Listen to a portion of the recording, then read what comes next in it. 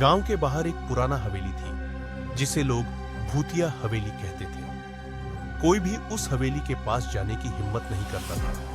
कहते थे कि वहां रात होते ही एक साया घूमता है। जो भी उस हवेली में जाता वह कभी वापस नहीं आता। राहुल नाम का एक युवक इस किस्से पर विश्वास नहीं करता था। एक दिन उसने अपने दोस्तों के सामने चुनौती दी कि वह हवेली के अंदर जाकर सब कुछ देखेगा और वहां से वापस आकर साबित करेगा कि ये सब केवल अफवाहें हैं। दोस्तों ने उसे समझाने की कोशिश की, लेकिन राहुल ने ठान लिया था कि वह जाएगा। रात का समय था। राहुल अकेले उस हवेली के पास पहुंचा।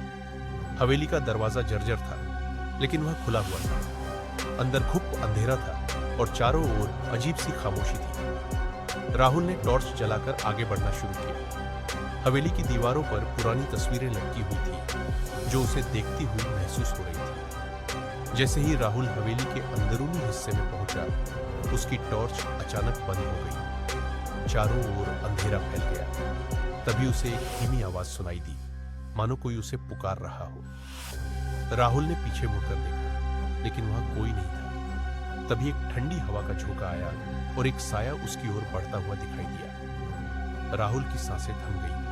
वह भागने की कोशिश करने लगा, लेकिन उसके पैर जैसे जाम हो गए थे। साया उसके करीब आता गया और एक कर्कश आवाज में बोला, यहां आने वाले को वापस जाने की इजाजत नहीं है।